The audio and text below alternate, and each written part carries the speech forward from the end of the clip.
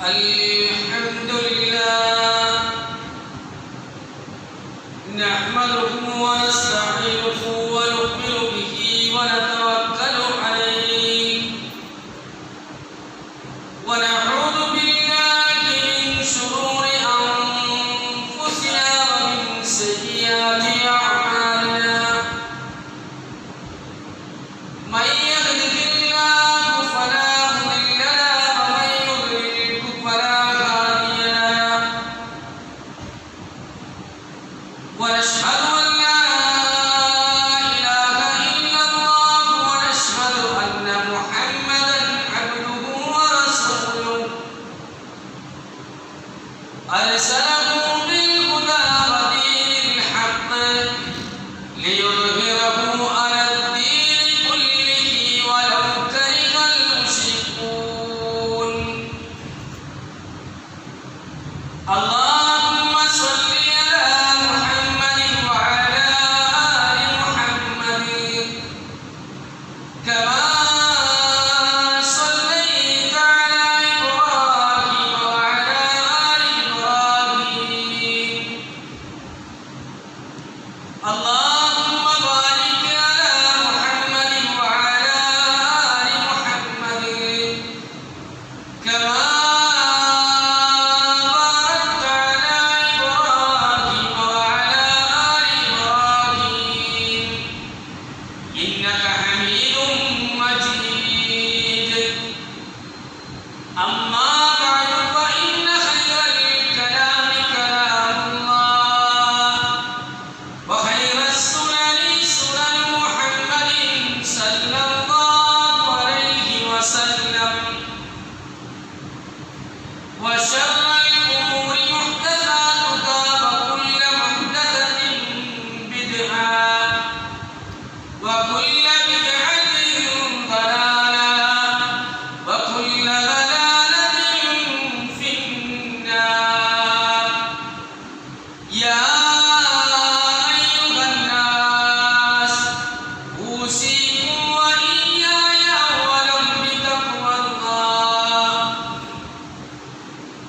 أعوذ بالله من الشيطان الرجيم يا أيها الذين آمنوا اتقوا الله حق تقاته ولا تموتن إلا وأنتم مسلمون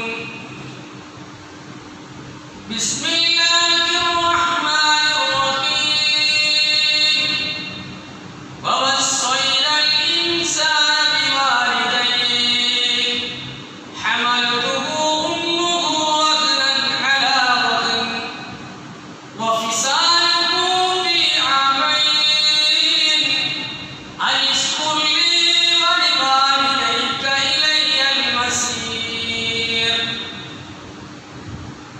ബഹുമാനരായ സഹോദരന്മാരെ സഹോദരികളെ സർവലോക സൃഷ്ടാവായ അല്ലാഹുവിന്റെ വിധിവിലക്കുകൾ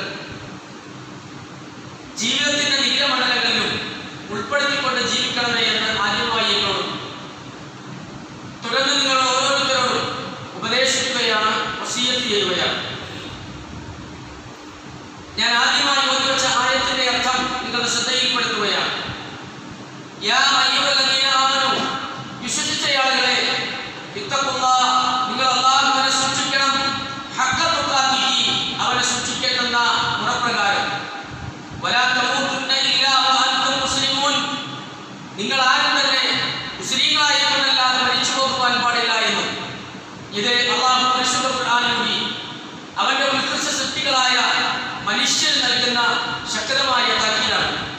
കഴിവിന്റെ പരമാവധി ഞാൻ നിങ്ങളും ഈ ആയത്തിനെ ഉൾക്കൊള്ളുകയും മുസ്ലിങ്ങളായി ജീവിക്കുവാനും മുസ്ലിങ്ങളായി തന്നെ മരിക്കുവാനും പരിശ്രമിച്ചുകൊണ്ടിരിക്കുകയുമാണല്ലോ.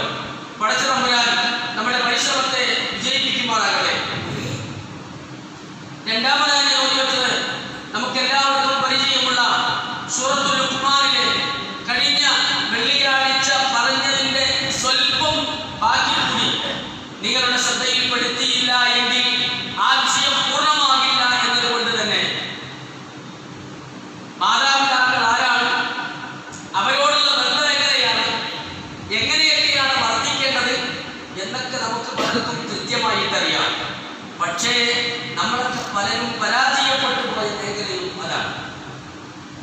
വെള്ളിയാഴ്ച കുത്തുബ കഴിഞ്ഞ് ഞാൻ റൂമിലേക്ക് മാറ്റാൻ പോയപ്പോൾ ഒരു ചെറുപ്പക്കാരൻ എന്നെ കാത്തിട്ട്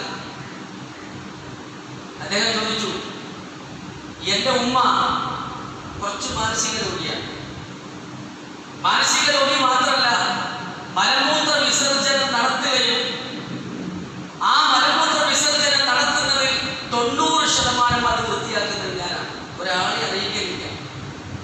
എന്റെ ഭാര്യയും എന്നെ സഹായിക്കും. എന്റെ ഉമ്മ വിവസ്ത്രയായിട്ടാണ് റൂമിൽ നിൽക്കുന്നത്. അങ്ങനെ ഉമ്മ നിന്നാൽ മകനായി എനിക്ക് കുറ്റട്ടോ എന്ന് ചോദിച്ചിട്ട് ആ ഉമ്മത്തെ ഒരറപ്പോ ഒരു വെറുപ്പോ ഒരു പ്രയാസോ ഒന്നും മുഖത്ത് ഞാൻ കണ്ടില്ല.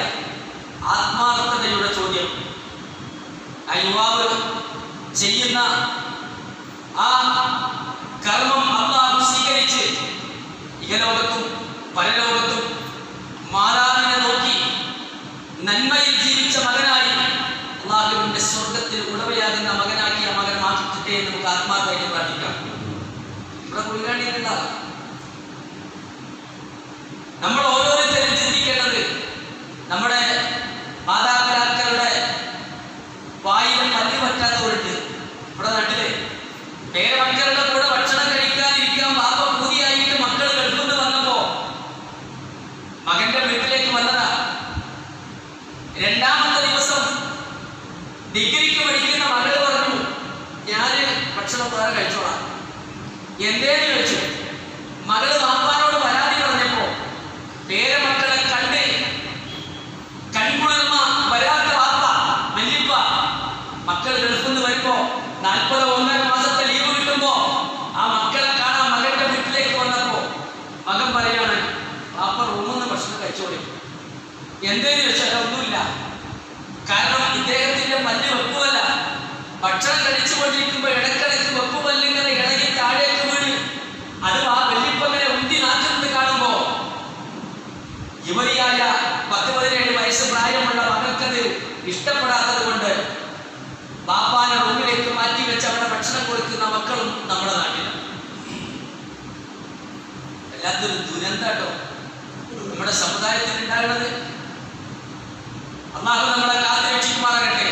ഇപ്പൊ താഴെ ഇരിക്കുന്ന പല മക്കൾക്കും തോന്നുന്നുണ്ട്, എന്റെ ഉമ്മാനൊന്ന് കിട്ടിയെങ്കിൽ, എന്റെ വാപ്പാനൊന്ന് കിട്ടിയെങ്കിൽ ഞാൻ അവരെ എന്തുപോലെ നോക്കാം എന്ന് പലർക്കും തോന്നുന്നുണ്ട്. തോന്നാൻ കാരണം എന്താണെന്നറിയോ?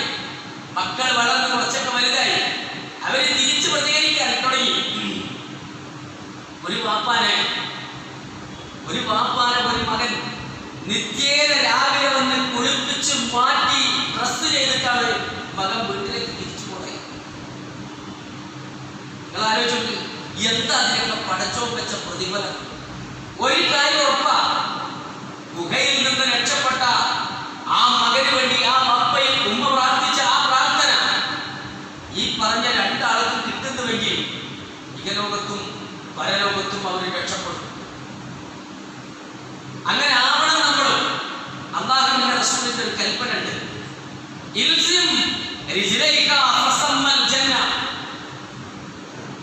മാതാപിതാക്കളുടെ കാൽപാദങ്ങൾക്ക് ചുവട്ടിൽ ചുറ്റിപ്പറ്റി നിന്നോളി, അവിടെയാണ് സ്വർഗം. ഇൽസിം എന്ന് പറയുന്ന പദം ഉപയോഗിക്കുന്നത് എന്തിനറിയോ?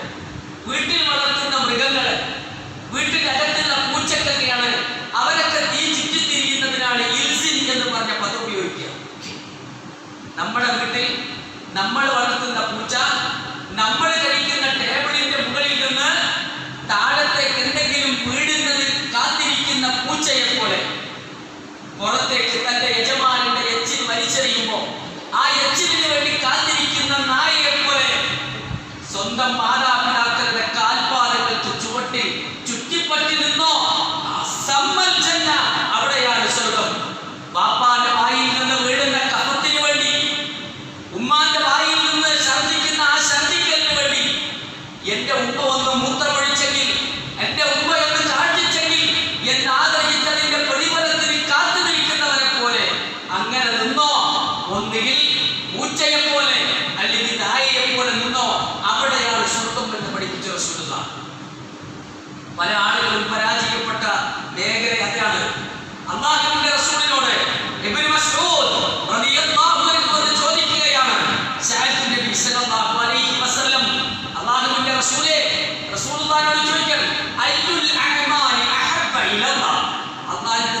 ഏറ്റവും ഇഷ്ടമുള്ള പണി എന്താണെന്ന് പറഞ്ഞു തരി. നമ്മളെ മാതിരിയല്ല. അള്ളാഹ്ക്ക് ഇഷ്ടമുള്ള ഏറ്റവും നല്ല പണി എന്താണെന്ന് പറഞ്ഞു തരി. വേറെ പണി ഇല്ലാത്തതുകൊണ്ടല്ല, വേറെ പണികളുടെ കൂട്ടത്തിൽ അള്ളാഹ്ക്ക് ഇഷ്ടമുള്ള പണിയെടുത്ത് അള്ളാഹിന്റെ സ്വർഗ്ഗം കരസ്ഥമാക്കാൻ വേണ്ടി ആരായിരുന്നു റസൂൽ റളിയല്ലാഹു അൻഹു?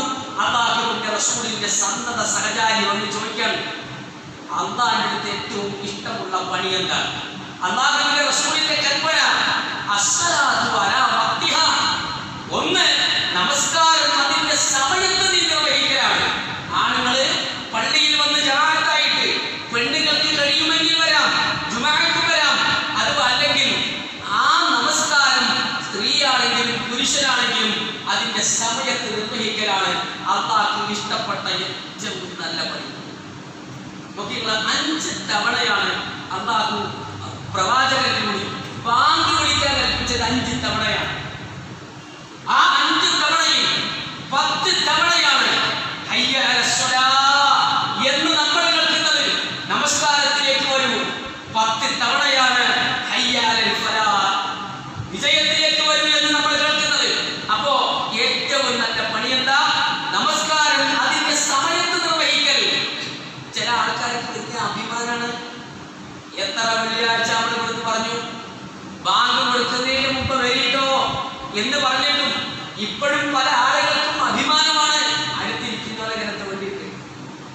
ഞാൻ ഇവിടുത്തെ പൈസക്കാരൻ വന്നിട്ടുണ്ട്, നീ തരൂ. അതൊക്കെ അള്ളാഹിനടുത്ത് ചെല്ലുമ്പോ കിട്ടൂലേ നോക്കിയാൽ മതി. അള്ളാഹ്ക്ക് ഏറ്റവും ഇഷ്ടമുള്ള പണി, നിങ്ങൾക്ക് ഏറ്റവും ഇഷ്ടമുള്ള പണി എന്താ? നേരം വൈകി വരികയാണ്, ആളെ കാണിക്കലാണ്, ആളെയാണെങ്കിൽ അള്ളാഹ്ക്ക് ഏറ്റവും ഇഷ്ടമുള്ള പണി നമസ്കാരം അതിന്റെ സമയത്ത് നിർവഹിക്കുകയാണ്. പിന്നെ ചോദിക്കാണ്, പിന്നെ ഏതാണ്? അള്ളാഹുവിന്റെ റസൂൽ പറഞ്ഞു, ബിർറുൽ വാലിദൈനി, മാതാപിതാക്കൾക്ക് നന്മ ചെയ്യലാണ്. മാതാപിതാക്കൾക്ക് നന്മ ചെയ്യലാണ് ഏറ്റവും നല്ല പണി. സുഹൃത്തുക്കളെ, സാന്ദർഭികമായിട്ട് ഞാൻ പറയട്ടെ, ഞാനൊരു വീഡിയോ ഇന്റർവ്യൂ കണ്ടു. നമ്മുടെ കേരളത്തിലെ അതുപോലെ തന്നെ വിദേശ രാജ്യങ്ങളിൽ ആയിരക്കണക്കിന് 10,000-കണക്കിന് തൊഴിലാളികളുള്ള ഒരു മുതലാളിയുടെ ഇന്റർവ്യൂ കണ്ടു. MA യൂസുഫ് അലി. അദ്ദേഹം പറയുന്നത്, എന്റെ കടയിൽ, എന്റെ ഷോപ്പിൽ, അതല്ലെങ്കിൽ എന്റെ സ്ഥാപനത്തിൽ, എന്റെ കമ്പനിയിൽ ഒരാൾക്ക് ജോലി കൊടുക്കുമ്പോൾ 10-21 അപേക്ഷയിൽ 21 ചോദ്യങ്ങളുണ്ട്. അതിലെ 4 ചോദ്യങ്ങൾ അയാൾ കൃത്യമായിട്ട് മറുപടി എഴുതി അതെനിക്ക് ബോധ്യമായാൽ അയാൾ എന്റെ കമ്പനിയിൽ ഞാൻ സ്ഥിരപ്പെടുത്തും. ഒന്നാമത്തെ ചോദ്യം, നിങ്ങൾക്ക് ബാപ്പയും ഉമ്മയും ജീവിച്ചിരിപ്പുണ്ടോ? അല്ലെങ്കിൽ ഏതെങ്കിലും ഒരാളാണോ ഉള്ളത്? അടുത്ത ചോദ്യം, എന്റെ കമ്പനിയിൽ നിങ്ങൾ നിയമിച്ചാൽ നിങ്ങളുടെ മാതാപിതാക്കൾക്ക് ഞാൻ നൽകുന്ന ശമ്പളത്തിൽ നിന്ന് എത്ര ശതമാനം നിങ്ങൾ നൽകും?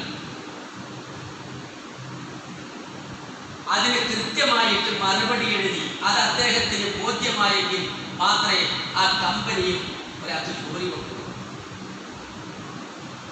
നിങ്ങളറിയോ, ഇപ്പൊ ഈ അടുത്ത് സമ്പന്നരുടെ പട്ടികയിൽ 1-ാം സ്ഥാനത്തേക്ക് യൂസുഫ് അലി വീണ്ടും വന്നു. സാന്ദർഭികമായിട്ട് പറയാട്ടോ, ഈ കഴിഞ്ഞ ലോക്ക്ഡൌൺ സമയത്ത് അദ്ദേഹത്തിന്റെ കീഴിൽ ജോലി ചെയ്യുന്ന, കൂട്ടിക്കിടക്കുന്നതും നാട്ടിൽ വന്നതുമായ ഒരു തൊഴിലാളിയുടെ 1 രൂപ പോലും അദ്ദേഹം പിടിച്ചില്ല. എന്താ കാരണം അറിയോ? അദ്ദേഹത്തിന് വേണ്ടി പ്രാർത്ഥിക്കുന്ന 10,000-കണക്കിന് ഉമ്മമാർക്ക് അദ്ദേഹത്തിന്റെ ശമ്പളത്തിൽ നിന്ന് കിട്ടുന്ന ഒരു വിഹിതം കുറയരുത് എന്ന് നിർബന്ധമുള്ളത് കൊണ്ട് കൊടുത്തുവരെ ആ ഉമ്മമാരുടെ മനം നിറഞ്ഞ പ്രാർത്ഥനയാണ് ഒരുപക്ഷെ യൂസുഫ് അലിയുടെ വിജയം എന്ന് ഞാൻ മനസ്സിലാക്കി. അതിൽ ഹിന്ദു ഉണ്ടാവാം, മുസ്ലിം ഉണ്ടാവാം, ആരുണ്ടാവാം. ഓരോ ഉമ്മയും അതുകൊണ്ട് സന്തോഷിക്കുന്നു, ഓരോ അമ്മയും അതുകൊണ്ട് സന്തോഷിക്കുന്നു. അതുകൊണ്ട് നമ്മളുടെ പരാജയത്തിന്റെ കാരണങ്ങളും നമ്മൾ ആരെയും ബോധിപ്പിക്കണ്ട. നമ്മൾ ഭാര്യമാരെ പഠിച്ചില്ല, ഉമ്മാനെടുത്ത് പോക അല്ലേ? ഭാര്യന്റെ അടുത്ത് 100 രൂപ പോക്കറ്റ് ഇടും, ബാഗിലത്തെ പോക്കറ്റ് 500 ഇടും. ഉമ്മാക്ക് 500 കൊടുക്കണം. ഭാര്യനോട് എന്താ പറയേണ്ടത്? ഉമ്മക്ക് ഞാനൊരു 100 രൂപ കൊടുത്തിട്ട് വരാം. ഭാര്യമാരുടെ നിയന്ത്രണങ്ങളിൽ മാതാപിതാക്കളുടെ സുഖ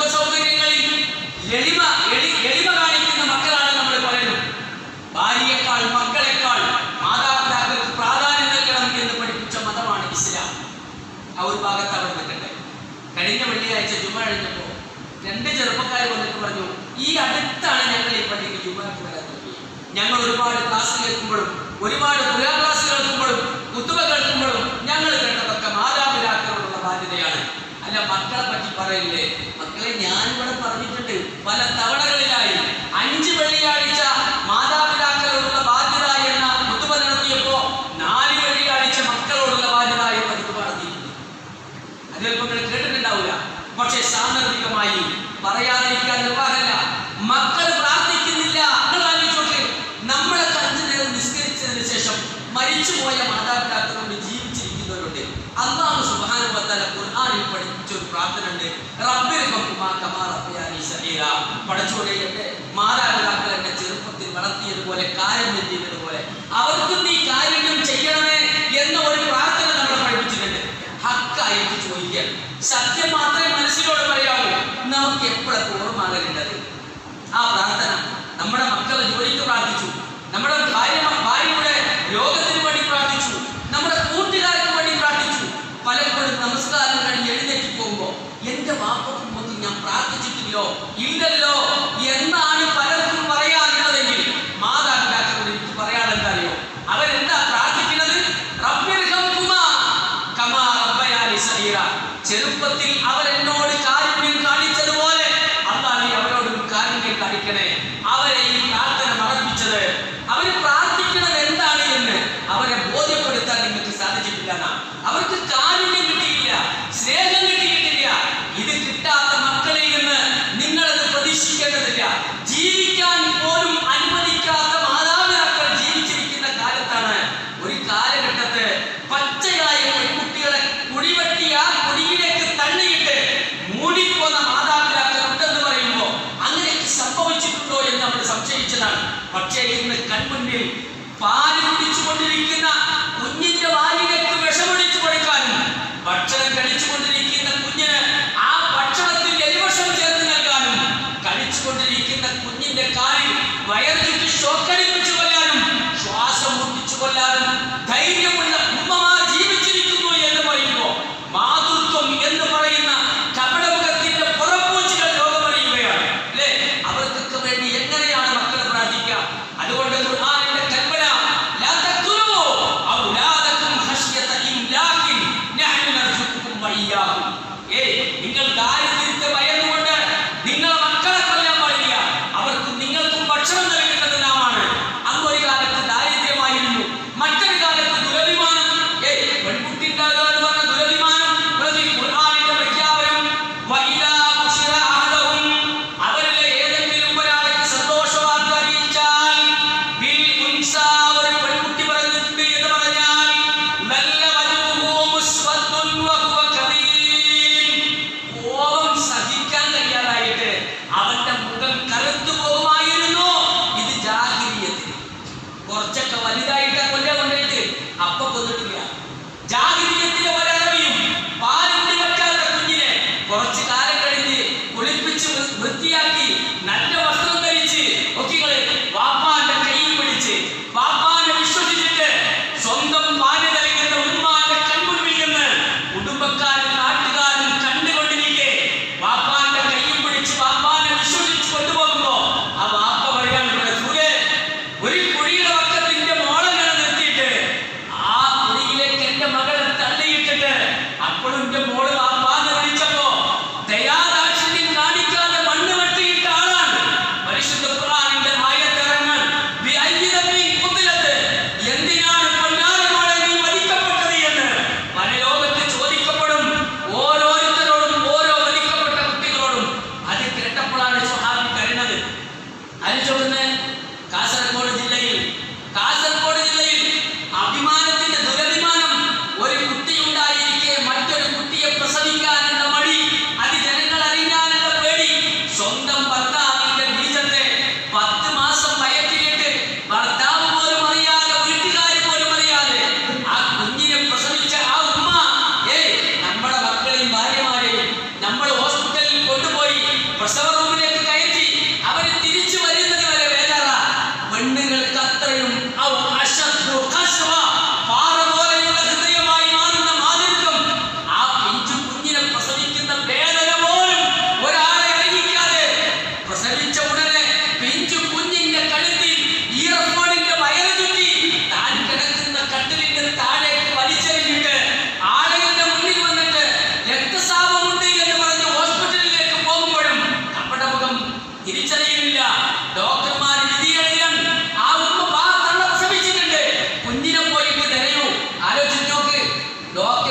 പോയി മരുന്ന് കഴിച്ച് വന്ന് രാത്രി എവിടെയോ ഉപേക്ഷിക്കാമെന്ന് വിചാരിക്കും. ആയിരക്കണക്കിന് മക്കളുടെ ധൈര്യമായ രോദനങ്ങൾ വീടുകളുടെ അകത്തളങ്ങളിൽ നിന്ന്. സുഹൃത്തുക്കളെ, പേടിയാ നമുക്ക്, അല്ലേ? പേടിയാണ് നമുക്ക്. നമ്മുടെ മക്കളെ ഒറ്റക്കാക്കി പോരാൻ അപ്പാന്റെ അടുത്തും ഉമ്മാന്റെ അടുത്തും ആരെയാണ് നീ വിശ്വസിക്കുക? മക്കള് ആരെയാണ് വിശ്വസിക്കേണ്ട? മക്കള് കൂടെ കിടക്കുന്ന പാല് നൽകിയ 10 മാസം വേദന സഹിച്ച് ഗർഭം ധരിച്ച് പാല് നൽകിയ ഉമ്മാനെ വിശ്വസിക്കാൻ കഴിയുന്നില്ലെങ്കിൽ, തന്റെ സംരക്ഷണം ഏറ്റെടുത്ത് പ്രൊട്ടക്ഷനായി നിൽക്കേണ്ടെന്ന വാപ്പാനോട് മകന് വിശ്വസിക്കാൻ കഴിയുന്നില്ലെങ്കിൽ, ഒരു മകൾക്ക് വിശ്വസിക്കാൻ കഴിയുന്നില്ലെങ്കിൽ, വിശ്വാസം എന്ന് പറയുന്ന ഏറ്റവും വലിയ ആ ഒരു മനുഷ്യന്റെ മഹായുധമുണ്ടല്ലോ, അത് എവിടെയാണ് നമ്മൾ പണയപ്പെടുത്തിയത്? ആർക്കു മുമ്പിലാണ് നമ്മൾ വിറ്റത്? എന്താണ് ഇനി നമുക്ക് നേടാനുള്ളത്? അല്ലാത്ത ദുരവസ്ഥയിലേക്കാണ് കാര്യങ്ങൾ പോകുന്നത്. അതുകൊണ്ട് അല്ലാഹു സുബ്ഹാനഹു വ തആല മക്കളെ 4 രീതിയിൽ പഠിപ്പിച്ചു ഖുർആനിലൂടെ. ഒന്നൽ മാലു വൽ ബനൂന സീനത്തുൽ ഹയാത്തിദ് ദുനിയ. മക്കൾ എന്ന് പറഞ്ഞാൽ, സമ്പത്ത് എന്ന് പറഞ്ഞാൽ നിങ്ങൾക്ക് ദുനിയാവിലുള്ള അലങ്കാരങ്ങളാണ്. അലങ്കാരങ്ങൾ. ബാപ്പാന്റെ 4 ഭാഗത്ത് 3 പെൺകുട്ടികള് 4 ആൺകുട്ടികൾ ഇങ്ങനെ നിന്നിട്ട് ഫോട്ടോ എടുത്തിട്ട്, ഇതാണ് നിങ്ങളുടെ പൊന്നാര ഉപ്പ, ഇയാളാണ് നിങ്ങൾക്ക് ജന്മം നൽകിയവർ എന്ന് പറഞ്ഞിട്ട് പല ആളുകളും ഫേസ്ബുക്കിലും യൂട്യൂബിലും ഒക്കെ ഷെയർ ചെയ്യുമ്പോ അഭിമാനികളായ മക്കളുടെ നടുവിൽ നിന്ന് ആ ബാപ്പ എത്ര സന്തോഷിക്കുന്നുണ്ടാകും, അല്ലേ? ഈ മക്കളാണ് അദ്ദേഹത്തിന്റെ അലങ്കാരങ്ങൾ. പാടത്തും വെയിലത്തും പണിയെടുത്ത് കഷ്ടപ്പെട്ട് പോറ്റി വളർത്തി ഉണ്ടാക്കിയ ആ മക്കൾ അലങ്കാരമായിട്ട് മാറാൻ. ഞാൻ മുമ്പ് പറഞ്ഞില്ല നിങ്ങളോട്, ബാപ്പ വിദേശത്ത് നിന്ന് വരാൻ ആലോചിക്കുന്നത്. ബാപ്പ എന്ന് പറഞ്ഞ ഒന്നതിന് മക്കൾക്ക് തിരിച്ചറിയിച്ചു കൊടുക്കാൻ ആർക്കൊക്കെ സാധിച്ചില്ലയോ അവർക്കൊക്കെ പരാജയമാണ് മക്കളെ. അവർക്കൊക്കെ പരാജയമാണ് ബാപ്പമാരെ. ബാപ്പ ഗൾഫിൽ നിന്ന് വരാൻ കരിപ്പൂർ എയർപോർട്ടിൽ ഇറങ്ങാൻ ബാപ്പാന്റെ കയ്യിൽ പാസ്പോർട്ട് മാത്രം. ബാപ്പ വാഹനത്തിൽ കയറാൻ ഭൗതിക ശരീരം വെച്ചെടുത്ത് വന്നിട്ട് ബാപ്പാന്റെ മുഖത്തിന് നേരെ താങ്ങി നിന്നിട്ട് ബാപ്പാന് പൊതിഞ്ഞു വെച്ച തുണി ഇങ്ങോട്ട് മാടിയിട്ട് ബാപ്പാന്റെ കഴുത്തിലൂടെ കൈയിട്ടിട്ട് ബാപ്പാന്റെ മുഖത്ത് ഉമ്മ വെച്ചിട്ട് ആ മകന് മതിയാകുന്നില്ല. കുട്ടി കണ്ടു നിൽക്കാണ് ബാപ്പ കരയുന്നത്. മയ്യത്തിന്റെ കൂടെ കഴിഞ്ഞു പോകുന്ന ബാപ്പ അവിടെ പോയിട്ട് തസ്ബീഹ് ചെല്ലുമ്പോ പൊട്ടിക്കരയുന്ന ബാപ്പ തിരിച്ചു വന്നിട്ട് വീട്ടിൽ ബാപ്പ കിടന്ന കട്ടിലിൽ കമിഴ്ന്ന് കിടന്ന് കരയുന്ന ബാപ്പ. ആ ബാപ്പയാരാണെന്ന് മകൻ ചോദിച്ചപ്പോ ബാപ്പാനെ പരിചയപ്പെടുത്താൻ, മക്കളെ ഉറങ്ങാത്ത വീടുകളാണ് ഞങ്ങളത്.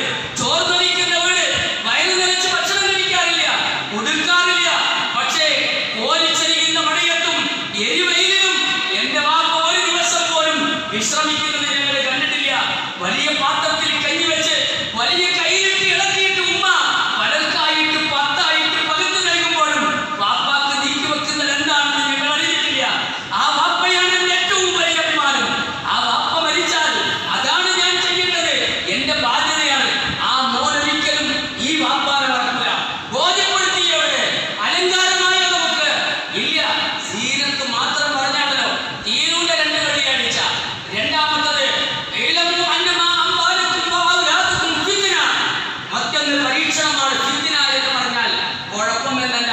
ചില ബാപ്പാര് കണ്ടെന്നറിയാം, മക്കളെ കണ്ടിട്ട് നടക്കുന്നുണ്ടോ, ഇപ്പൊ 8-10 വയസ്സായി, ഫിത്നയാണെന്ന് കൂടാൻ പറഞ്ഞിട്ടുണ്ട്. ഫിത്ന എന്ന് പറഞ്ഞാൽ പരീക്ഷണമാണ്.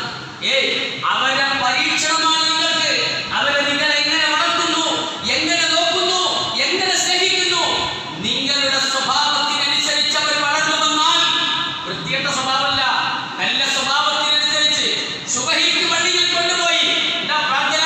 റബ്ബനാ ഹബ് ലനാ മിൻ അസ്വാജിനാ വ ദുർരിയാതിനാ ഖുർറത അയ്ൻ വജഅൽനാ ലിൽ മുത്തഖീന ഇമാമാ. ബാപ്പ കരയാൻ. എവിടുന്നാ കരയുന്നറിയോ? സുബഹി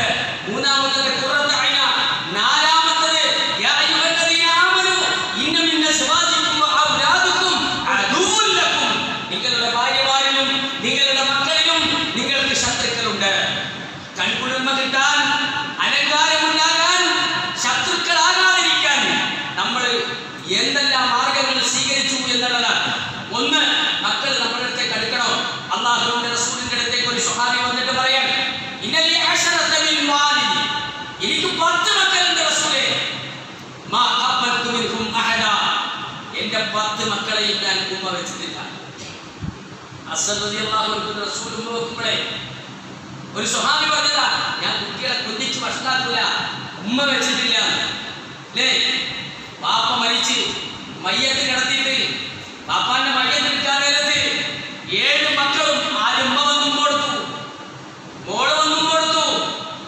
2 മക്കൾ ഇങ്ങനെ പരസ്പരം നോക്കുക.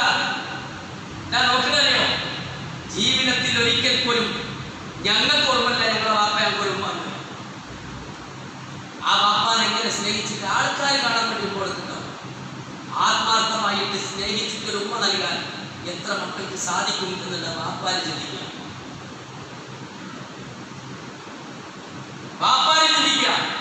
അതുകൊണ്ട് റസൂലുള്ളാഹി ഒരാളോടും കർശനമായിട്ടൊന്നും പറഞ്ഞിട്ടില്ല, കാണിച്ചിട്ടില്ല, മുഖം തിരിച്ചിട്ടില്ല. റസൂലുള്ളാഹി സ്വല്ലല്ലാഹു അലൈഹി വസല്ലം അയാളെ നോക്കി, എന്നിട്ട് റസൂലുള്ളാഹി പറഞ്ഞു, മൻ ലാ യർഹമു ലാ യുർഹം, കരുണ ചെയ്യപ്പെടാത്തവരെ കരുണ കാണിക്കുകയില്ല. ഇനി മാത്രമല്ല, അല്ലാഹുവിന്റെ റസൂലിന്റെ കൽപ്പന, അക്രിമു ഔലാദക്കും അക്സിനു അദബഹും, നിങ്ങൾ കുട്ടികളെ സ്നേഹിക്കുകയും നിങ്ങൾക്ക് അവരെ അദബ് പഠിപ്പിക്കുകയും ചെയ്യണം. എന്താ അദബ്? സംസ്കാരം പഠിപ്പിക്കണം. ഇന്നെന്താ നമ്മൾ കേൾക്കുന്നത്? എന്താ നമ്മൾ കേൾക്കുന്നത്? സംസ്കാര ശൂന്യമായത് അല്ലേ.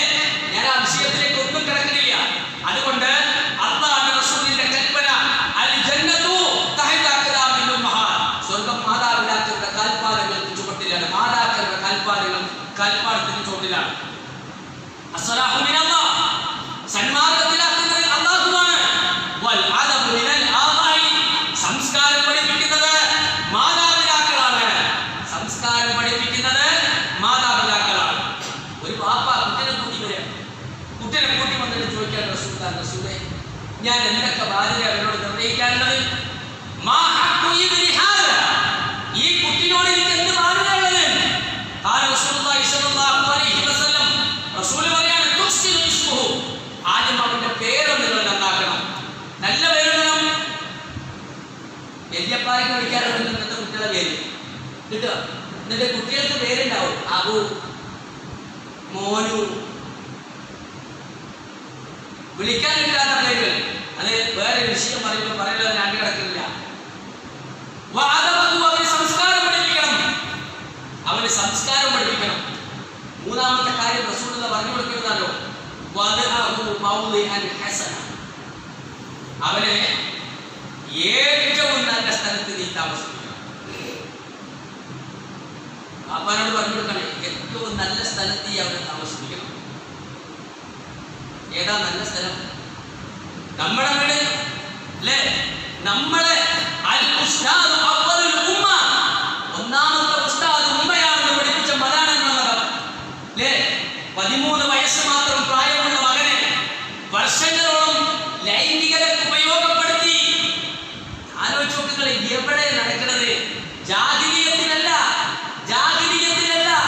ഈ നൂറ്റാണ്ടിൽ, ഈ സംസ്കാരമുള്ള വിദ്യാഭ്യാസമുള്ള കാലത്തിൽ ബാപ്പാനോട് മകം പറയാൻ ഇറക്കുമ്പോ ഉപയോഗിക്കുന്നുണ്ട് 11 കൗൺസിൽ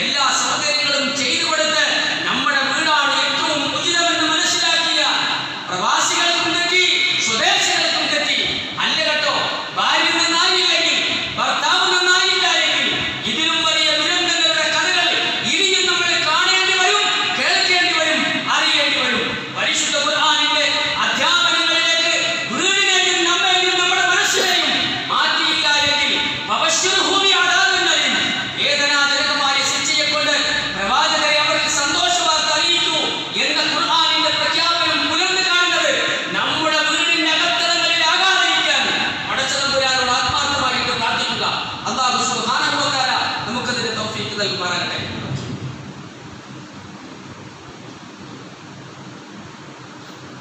അൽഹംദുലില്ലാഹ് വസ്സലാത്തു വസ്സലാമു അലാ അഷ്റഫിൽ മുർസലീൻ വഅലാ ആലിഹി വഅസ്ഹാബിഹി അജ്മഈൻ. അമ്മാ ബഅദ്. സഹോദരന്മാരെ, സഹോദരികളെ, ഒരിക്കൽ കൂടി അള്ളാഹുവിൻ്റെ വിധിവിലക്കുകൾ ജീവിതത്തിലുടനീളം പ്രാവർത്തികമാക്കി ജീവിക്കണമേ എന്ന് ഉപദേശിക്കുകയാണ്, വസിയത്ത് ചെയ്യുകയാണ്. ആ ബാക്കിൽ ഇപ്പോൾ യാത്രക്കാരനെ ആരാന്നറിയില്ല, കുറച്ച് ആളുകൾക്കൊക്കെ ഈ സാമൂഹിക അകലമൊക്കെ ഏകദേശമൊക്കെ നമ്മൾ പല സ്ഥലങ്ങളിൽ നിന്നും മാറ്റി തുടങ്ങിയിട്ടുണ്ട്. കുറച്ച് ആളുകൾക്കൊക്കെ അടുത്തടുത്ത് നിന്ന് സഹകരിച്ചു കൊടുക്കാം. നിങ്ങൾ ആ സ്റ്റെപ്പുകളിൽ ഇരിക്കുന്ന ആളുകളുണ്ട്, അവരൊക്കെ ഇവിടെ ഉള്ള ആളുകളാണെന്ന് അറിയില്ല, എല്ലാവരും കൂടി അങ്ങോട്ട് നോക്കണം. അവർക്കൊക്കെ താഴത്തേക്ക് ഇരിക്കാനുള്ള സൗകര്യങ്ങൾ ഇരിക്കുന്ന ആളുകളൊന്ന് ശ്രദ്ധിച്ചാൽ മതി എന്ന് മാത്രം. സാന്ദർഭികമായിട്ട് ഞാൻ പറയാൻ, ആരോഗ്യ വകുപ്പിൻ്റെ നിർദ്ദേശങ്ങൾ കർശനമായിട്ട് നമ്മൾ പാലിക്കപ്പെടണം. പക്ഷേ അത് അല്ലാതെ പള്ളിയിൽ മാത്രമായിട്ട് മാറുന്നോർത്താണ് നമുക്ക് അഭിപ്രായ വ്യത്യാസങ്ങളില്ല. കല്യാണത്തിന് പോയാൽ സാമൂഹികല്ല, മയ്യത്തിസ്കാരത്തിന് പോയാൽ പഴയ പോലെ തന്നെ, തക്കാലത്തിന് പോയാൽ, മാർക്കറ്റിൽ പോയാൽ, ബസ് കയറിയാൽ, എവിടെ പോയാലും ഒരു സാമൂഹിക ഒന്നുമില്ല. സാനിറ്റൈസറൊക്കെ എന്നോ എവിടുന്നോ വലിച്ചത് ഇപ്പൊ ബസ് കയറുമ്പോൾ അതില്ല, വെടിവെച്ച് നോക്കുന്ന പരിപാടിയില്ല. അതൊക്കെ പലതും ഒഴിവാക്കി, നമ്മുടെ പള്ളിയിൽ നിന്ന് അതൊന്നും ഒഴിവാക്കിയിട്ടില്ല. അതങ്ങനെ സൗകര്യപ്രദം. പക്ഷേ ഞാൻ മനസ്സിലാക്കുന്നു, കൈ കഴുകുന്ന ആ സാധനങ്ങളും വെള്ളമൊന്നും അവിടെ ഇല്ലാതെ നമ്മളെന്തായി, നമ്മളൊരു ദുരന്തം വരുമ്പോഴാണ് നമ്മൾ സൂക്ഷ്മതയും സുരക്ഷതയും പറയാം. ഇസ്ലാം ഒരു രാവിലെ ഒരു വിശ്വാസി എഴുന്നേറ്റാൽ ആദ്യം ചെയ്യേണ്ട പണി എന്താണ് റസൂൽ പഠിപ്പിച്ചത്? രണ്ട് കൈ കഴുകാനാണ്. നിങ്ങളൊരു യാത്ര കഴിഞ്ഞ് തിരിച്ചു വന്നാൽ ആദ്യം കൈ കഴുകാൻ പഠിപ്പിച്ച അതാണ് ഇസ്ലാം. പുറത്തു പോയി വന്നാൽ അന്നത്തെ ആളില്ലാത്തതും ഇത്രയും മലീമസമല്ലാത്ത സമയത്തും അങ്ങനെ പറഞ്ഞെങ്കിൽ ഇന്ന് ഇത്രയും മലീമസമായ ചുറ്റുപാടിൽ നിൽക്കുമ്പോൾ നമ്മുടെ കുടുംബത്തോടൊരു ബാധ്യതയാണെന്ന നമ്മൾ എവിടുന്നൊക്കെ പരിധിയിലേക്ക് നമ്മുടെ വീട്ടിലേക്ക് കൊണ്ടുപോയാൽ അത് അവിടെ നശിപ്പിക്കാനാണ് അല്ലാഹുവിന്റെ റസൂലിന്റെ കൽപ്പന. അത് എപ്പോഴും നമ്മൾ ചെയ്യേണ്ടതാണ്. ഞാൻ പറയുന്നു, ഈ കൊറോണയുടെ എല്ലാവരും ദീപത്തും പോയി എന്ന് വിചാരിച്ചാലും എല്ലാ പള്ളികളിലും എല്ലാ വീട്ടിലും ആ ഒരു ശീലം തുടർന്നു കൊണ്ടേ പോകണം.